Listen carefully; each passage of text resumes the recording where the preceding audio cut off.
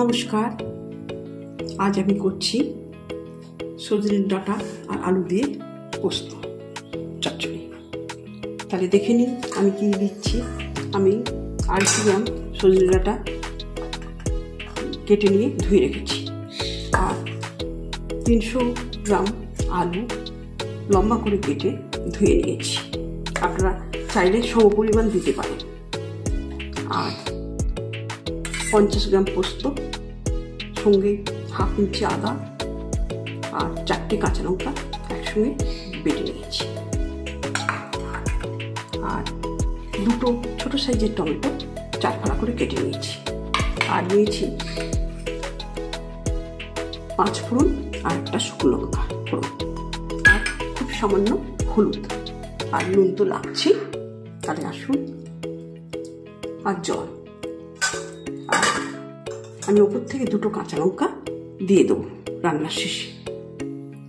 আমি তাহলে দেখুন, আমি সর্ষের তেল দিচ্ছি। এটা সর্ষের তেল দিয়ে করবেন, তাতে ভালো লাগবে খেতে। এটা সর্ষের তেলটা বেশি দিতে হবে।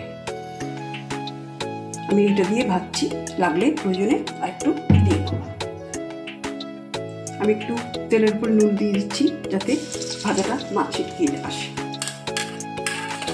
আলুটা আমি ভাজতে দিয়ে দিচ্ছি।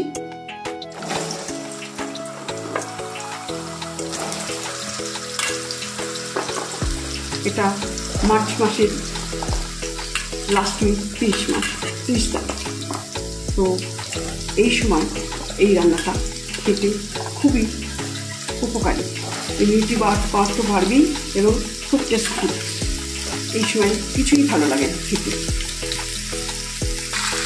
আমি এই ভাজাটায় অল্প একটু হলুদ দিচ্ছি, পরে আর হলুদ দেবো না। আমার আলু ভাজাটা হয়ে গেছে, 2 মিনিট লাগলো আমার আলুটা ভাজতে। এবার আমি আলু ভাজাটাকে তুলে নিচ্ছি।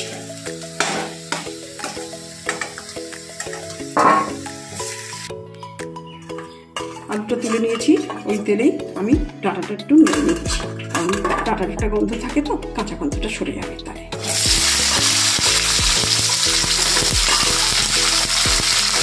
ডাঁটাটা হয়ে গেছে, নিয়ে দেওয়া, নিয়ে এটা তুলে নিচ্ছি।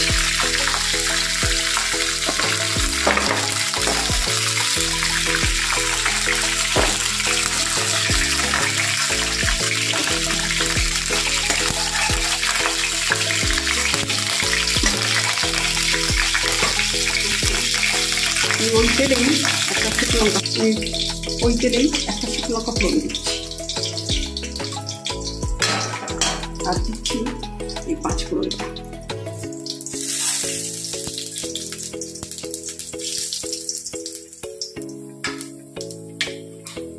এবার দিচ্ছি আমি টমেটো কাটা। আজকে মার্চ মাসে 30 তারিখ, প্রচণ্ড গরম। এই গরমে আমাদের কিছুই খেতে ভালো লাগছে না, আমাদের কিছুই ভালো লাগছে না। তখন এই ধরনের রান্না করে খেলে নিজের স্বাদও আসে আর ইমিউনিটি পাওয়ারটাও বাড়ে। আমি গত সপ্তাহে এই রান্নাটা করেছিলাম, করে সবাই ভীষণ ভালো লেগেছিল।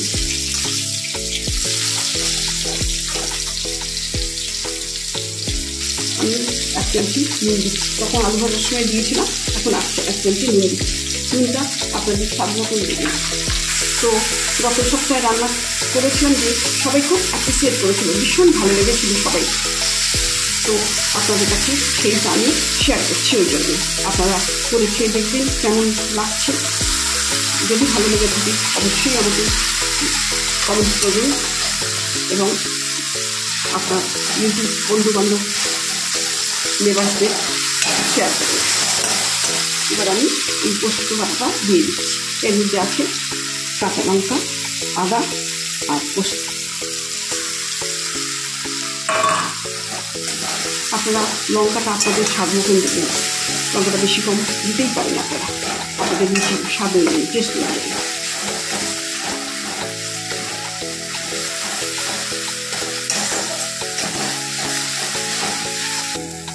মশলা ধোয়া জল দিচ্ছি।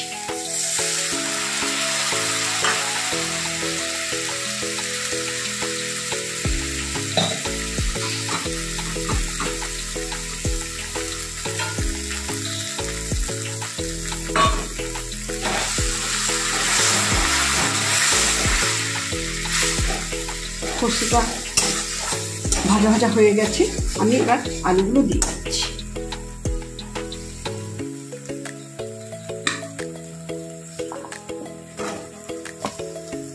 তাহলে আমি এবার আগে থাকতে নুন হলুদ দিয়ে ভেজে রাখা আলুগুলো দিয়ে দিচ্ছি।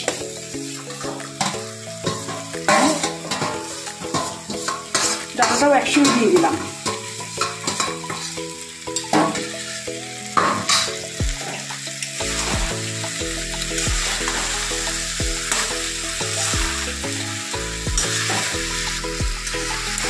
এবার আমার রান্নাটা কষানো হয়ে গেল প্রায়।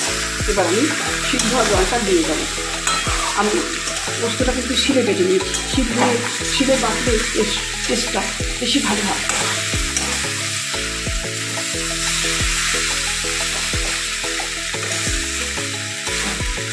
আর আমি এবার জলটা দিয়ে দিচ্ছি, সিদ্ধ জল এটা।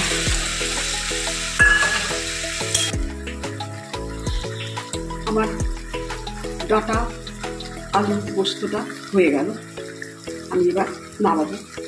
এবার আমি একটু সর্ষের তেল ওপর থেকে ছড়িয়ে দিচ্ছি, দিলে এটা স্বাদটা যেন আরও সুন্দর হয়ে যায়। আর দুটো কাঁচা লঙ্কা দিয়ে দিচ্ছি। আমার রান্নাটা কমপ্লিট হয়ে গেছে, আমি এবার পরিবেশন করে দেবো।